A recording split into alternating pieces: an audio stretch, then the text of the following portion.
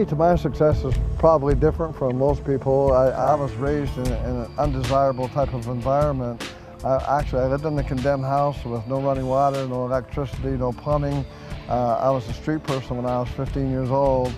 And I decided that what I was going to do the opposite of what everybody else was doing. Sometimes we talk about diseases, we talk about AIDS, we talk about heart disease, we talk about cancer. I believe strongly those are not the killing diseases. I believe the killing diseases are called hardening of the attitudes. It's called stinking thinking. So sometimes I think we just need to check up from the neck up. I think in order to have more, we must become more. I think in order for things to change, we must change. I tell people, never be bitter, always be better. Never be a worrier, always be a warrior. You know, there's a difference between a winner and a whiner, you know. Even when I was poor, I knew I was going to be wealthy. A lot of people go out there every day and they major over minor things and they complain about things that they can't control. And what happens is that when I go out there every day, I just want to hit a home run. But the key is I decided many years ago that no matter what I touch, whether it be a business opportunity or a person, I was going to make that person or opportunity better than when I found it. And although coming from where I came from, I was a millionaire when I was 27 years old. And a lot of people, you know, said to me, you'll never make it, you're going to be in prison, you're going to do this and that. And you're not very popular when you're poor, right? So I decided that, you know, I was going to make sure that, that I changed everybody's attitudes, because I had the right attitudes and I wanted to make sure that I changed the minds of others. I got involved in a big company, and I became the #1 marketer in the world. As a matter of fact, I hold right now 3 world records in different things that I've done. I've never been #2 at anything I've ever done in my life. And as a result of that, 35 people in one company became millionaires, and 15 in another company became millionaires. And I have 72,000 people right now on social media. And my new book, The 8th Grade Millionaire, it's on Amazon right now. People are buying it like crazy. It's going to be a New York bestseller. All the money that comes in from the book does go to charity. And so because of the fact I have 72,000 followers, what they wanted me to do is do a new millionaire team, but they gave me a major challenge. This time they wanted me to have 100 new people. Can you imagine 100 new millionaires, especially with the economy the way it is? And I said, oh my God, there's no way I can do that. And so I traveled for 8 months across Canada, United States, and Europe looking for a product.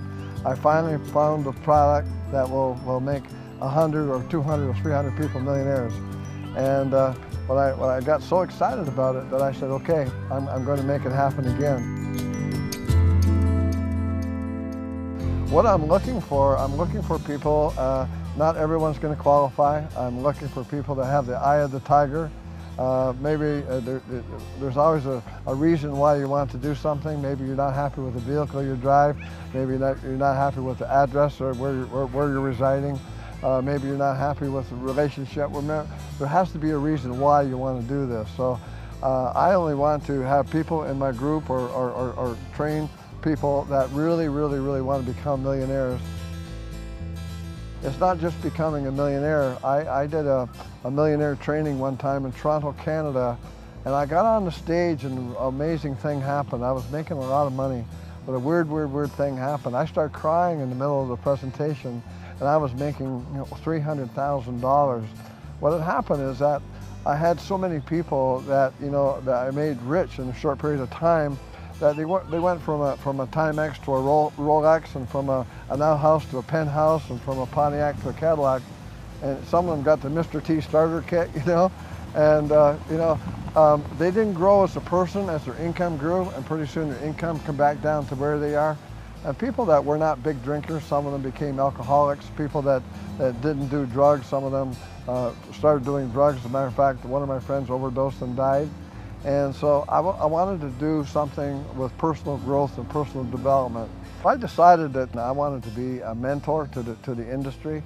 And what I do is when I get people involved in the business, I find out what the blueprint is. What do they want? Do they want a new car? Do they want a new house? Do they want a new relationship? I find out about them, and then we do a plan to make that thing happen with them. I do all the work for you. You basically, you don't have to quit your job. You don't have to do any of those things. You can remain doing what you're doing, and I will work with you and guide you through the process. But 80% of the people that Google me get involved in the business, and I sign them up under you. I physically do not sign people up under me. My whole goal is to have 100 new people. I will be in the Guinness's Book of Records. If you ask 10,000 people if they'd like to be in Guinness's Book of Records, they probably look at you like a deer in the headlights. It's not important to them. But from where I came from, my background, this is like a big deal for me. I need 100 people that really want to become millionaires. And that is my whole goal. That's my whole object of doing this. And I can tell you that you will never find a better mentor that is more on your team than I will be. And again, I don't want thousands of people. I only want 100 people that really, really, really is excited about changing their life and changing the life of others. That's what's important to me. Not only changing your life, but changing the life of others that you touch. Procrastination has always been the killer of dreams, and I have a big problem with that, because a lot of people go through their life and they have a tendency to play the blame card. They blame it on all kinds of people why they're not successful.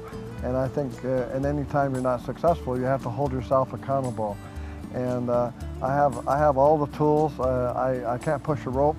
I can supply you with the tools. I can supply you with everything. For me, the difference between the rut and the grave is only the dimensions. And I think what we need to do is to take action. The video that you've received today, it will have the name and phone number and email of the individual that sent it to you. Obviously, they cared enough for you and felt that you had the leadership skills or they wouldn't have sent it out to you.